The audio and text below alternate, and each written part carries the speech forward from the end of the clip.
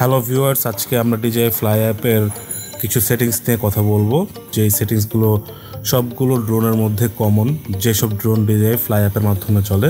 আমার এক্ষেত্রে ডিভাইস হচ্ছে DJI Air 3। প্রথমে আমরা চলে যাব গো ফ্লাই অপশনে গিয়ে উপরে ডান দিকে কোনার দিকে যে 3 ডট মেনুটি আছে, 3 ডট মেনুটিতে ক্লিক করলে আমরা সেফটি, কন্ট্রোল, ক্যামেরা, ট্রান্সমিশন এবং অ্যাবাউট নামে এই অপশনগুলো। তো প্রথমে সেফটি অপশনে রয়েছে obstacle avoidance action, obstacle avoidance sensor রয়েছে, তাদের এই অপশনটি থাকবে। অপশন 3টা একটি বেসিক ধারণা দিয়ে রাখি। বাইপাস হচ্ছে গিয়ে আপনার ড্রোনটি যখন ফ্লাই করবে তার সামনে যদি কোনো অবস্টেকল চলে আসে, ড্রোনটি তখন সেটাকে বাইপাস করে, অর্থাৎ ডানে বা বামে মুভমেন্ট করে সোজাসুজি চলে আসি আমরা ব্রেকে হচ্ছে ড্রোনটি যখন ফ্লাই করে আসবে, যদি সামনে অবস্টেকল পায় তখন সেখানে থেমে গিয়ে হোভার করতে থাকবে, অর্থাৎ ড্রোনটি ওই অবস্টেকল বরাবর আর মুভ করবে না। অন্যদিকে রয়েছে অফটাতে সম্পূর্ণ ম্যানুয়ালি আপনাকে ডিটেকশন মাথায় রাখতে হবে, অর্থাৎ এই অবস্থা যদি আপনি ড্রোন ফ্লাই করেন এবং সেই অবস্থায় অবস্টেকল চলে আসে, যদি আপনি তারপরে যদি সামনে এগিয়ে যান, ড্রোনটি তখন ক্র্যাশ করবে। আর ক্র্যাশের কথা যেহেতু চলে আসলো সেহেতু বলে রাখবো যে যদি এই 3টা অপশন সম্পর্কে সম্পূর্ণ ধারণা না থাকে, আপনি সাধারণত ব্রেক দিয়ে রাখবেন, যেটা কিনা আপনাকে অনেক সময় অনেকখানি সেফ দিবে আপনাকে। ডিসপ্লে রাডার ম্যাপ যাদের এই অপশনটি রয়েছে তারা অন করে রাখলে আপনি যখন ফ্লাই করবেন ড্রোনের এই ডিসপ্লের চারপাশে আপনাকে অবস্টেকল সিগন্যালগুলো দেওয়া শুরু করবে। রিটার্ন টু হোম অপশন, যেহেতু আমারটা Air 3, সেখানে আমাকে এখানে একটা অ্যাডভান্স RTH অপশন দেওয়া আছে, অপটিমাল অ্যান্ড প্রিসেট। যেটা আমি সিলেক্ট করি না কেন, সেখানে একটি ঘটনা সবার ক্ষেত্রে সেম, সেটি হচ্ছে গিয়ে auto RTH altitude.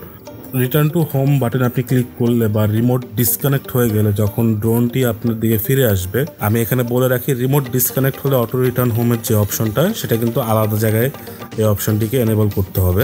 Auto return home যখন আসবে তখন ড্রোনটি আপনার কত মিটার উপরে উঠে ফ্লাই করবে সেটাকে আপনাকে এখানে মেনশন করে দিতে হবে। মনে করেন আপনার আশেপাশে বস্তু বা বাড়িঘর, পাহাড় রয়েছে, ধরেন এটা 100 ফিট, আপনি এর উপর দিয়ে বা নিচ দিয়ে ফ্লাই করছেন, সেক্ষেত্রে আপনি অটো রিটার্ন হোম 100 ফিটের উপরে রাখবেন। যেই বস্তুগুলো রয়েছে 100 ফিটের, সেটার সাথে যেন কোনো প্রকার ধাক্কা না লাগে সেই হিসাব করে আপনি সর্বোচ্চ উচ্চতাটা সিলেক্ট করবেন। তার মানে এই না আপনি 500 মিটার সিলেক্ট করে দিবেন। অবশ্যই ড্রোন ফ্লাই করার সময় এটাকে ম্যানুয়ালি একটু সেট করে নেবেন, তাহলে হচ্ছে যদি কখনো অটো রিটার্ন হোম প্রয়োজন হয়, auto return home actually emergency সিচুয়েশনে প্রয়োজন হয়, সেক্ষেত্রে আপনি এটার ভালো একটা ফলাফল পাবেন এবং আপনি নিশ্চিত থাকবেন। ম্যাক্স অ্যালটিটিউড এবং ম্যাক্স ডিস্টেন্সের একটা বিষয়। ম্যাক্সিমাম অ্যালটিটিউড হচ্ছে আপনি সর্বোচ্চ কত উপর পর্যন্ত আপনি ফ্লাই করতে পারবেন সেটা। এখানে অবশ্যই আপনি যখন সম্পূর্ণটাকে সিলেক্ট করে রাখবেন, অর্থাৎ 500 মিটার বা এরকম সিলেক্ট করবেন, সেক্ষেত্রে আপনাকে ওই জোন অনুযায়ী আপনাকে একটি ওয়ার্নিং মেসেজ আসবে, এরকম যেটা দেখতে পেলেন সেভাবে আপনি সিলেক্ট করে রাখতে পারেন। এক্ষেত্রে আপনার সর্বোচ্চটা আপনি সিলেক্ট করে রাখতে পারেন। অবশ্যই সেটা 500 মিটারের উপরে যাবেন না। কারো ড্রোনে যদি 1000 মিটার যদি এনেবল থাকে, আমি বলবো 1000 মিটার পর্যন্ত আপনার যাওয়ার কোনো প্রয়োজন নেই এই ড্রোন নিয়ে। ম্যাক্সিমাম ডিস্টেন্স আপনি 5000, 6000, 7000, 8000 নোন লিমিট, অর্থাৎ যতক্ষণ পর্যন্ত আপনার সিগন্যাল স্ট্রেংথ থাকবে ততক্ষণ পর্যন্ত ড্রোন যেতে থাকবে। 1 কিলোমিটারের মধ্যে অথবা 3000 মিটারের মধ্যেই থাকার চেষ্টা করি, কারণ আমার বেশি দূরে ড্রোন পাঠিয়ে লাভ নেই। আমি যেরকম বারে বলি যে সেটি হচ্ছে গিয়ে ড্রোনকে চোখের আড়াল করে ফ্লাই করার মধ্যে কোনো বীরত্ব নেই। তো সর্বোপরি আরেকটি বিষয় সেটা হচ্ছে গিয়ে অনেকে আমরা এটা করি না বা করার সময় হয় না, সেটা হচ্ছে গিয়ে কম্পাস ক্যালিব্রেশন এবং IMU ক্যালিব্রেশন। বিশেষ করে কম্পাস ক্যালিব্রেশনটা মোটামুটি নতুন কোথাও গেলে কম্পাস ক্যালিব্রেশনটা করে তারপর ফ্লাই করবেন। আর অনেকক্ষণ ধরে ক্যারি করছেন, ড্রোনটি বিভিন্নভাবে কাজচিত হয়েছে, গাড়িতে ঝাঁকি খেয়েছে, সেক্ষেত্রে IMUটাকেও আপনি ক্যালিব্রেট করে নিতে পারেন। এবং মেনুটির একদম শেষের দিকে রয়েছে অ্যাডভান্স সেফটি সেটিংয়ে যেটি রয়েছে সিগন্যাল লস্ট, যেটার কথা আমি বারে বলেছিলাম যে ড্রোনের সাথে যদি কন্ট্রোলের সিগন্যাল লস্ট হয় সেক্ষেত্রে ড্রোনটি কি করবে। সেক্ষেত্রে আমি RTH সিলেক্ট করে রেখেছি। RTH মানে হচ্ছে রিটার্ন টু হোম, অর্থাৎ ড্রোনের সাথে যদি কোনোভাবে সিগন্যাল লস্ট হয়, ড্রোনটা আপনার হোম পয়েন্টে ফিরে আসবে। এরপরে রয়েছে descent and hover option. Descent অপশনটি হচ্ছে ড্রোনটি ওই জায়গাতেই ল্যান্ড করা শুরু করবে এবং হোভার অপশন হচ্ছে ড্রোনটি ওই জায়গাতেই ফ্লাই করতে থাকবে। সাধারণত এটি RTH অপশন সিলেক্ট করে রাখাই বেটার। সেক্ষেত্রে অবশ্যই আপনার ব্যাটারি দিয়ে খেয়াল রাখতে হবে, ব্যাটারি যাতে ফিরে আসে যেন সময়টুকু ড্রোনটি যেন পায়।